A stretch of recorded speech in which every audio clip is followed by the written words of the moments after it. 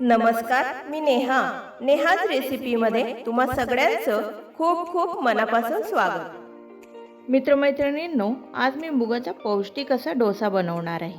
हा तुम्ही तुमच्या मुलांच्या डब्यामध्ये सुद्धा देऊ शकता।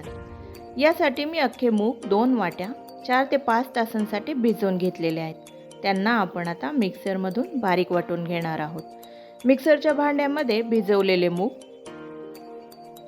7 ते 8 हिरव्या मिरच्या, लसूण, अद्रक, 1 चमचा जिरे, चवीनुसार मीठ आणि भरपूर अशी कोथिंबीर, पुरेसं पाणी, हे चांगलं बारीक वाटून घ्यायचे। हे असं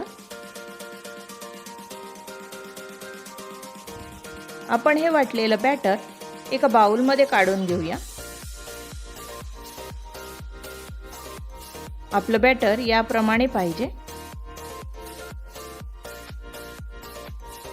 आता नॉनस्टिकचा तवा तापायला ठेवलेला आहे, त्यावर थोडं पाणी शिंपडून घेऊ। असं करण्याचं कारण की बॅटर तव्यावर चांगलं पसरवता येतं।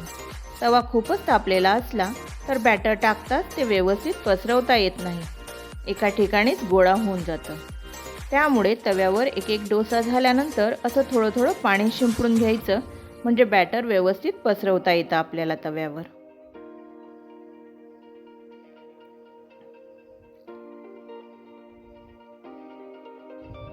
तुम्ही बघू शकता आपला डोसा खूपच छान झालेला आहे आणि हे डोसे खूपच क्रिस्पीही होतात।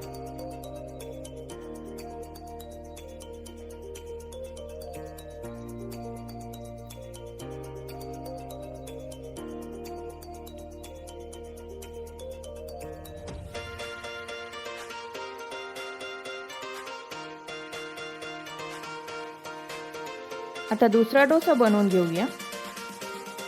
आधी पाणी शिंपडून घेऊया तव्यावर, बॅटर टाकून छान आपण पसरवून घेऊ।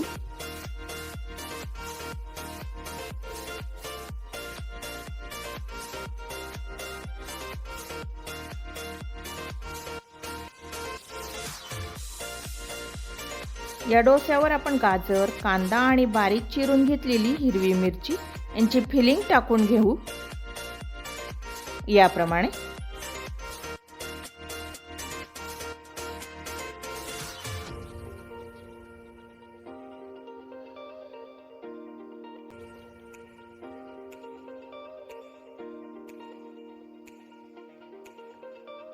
आणि डोसा रोल करून घेऊया।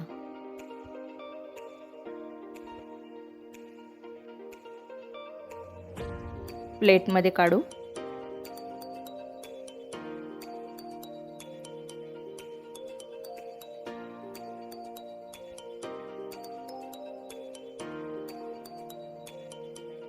हे डोसे तुम्ही हिरव्या चटणी सोबत खाऊ शकता, खूपच छान लागतात।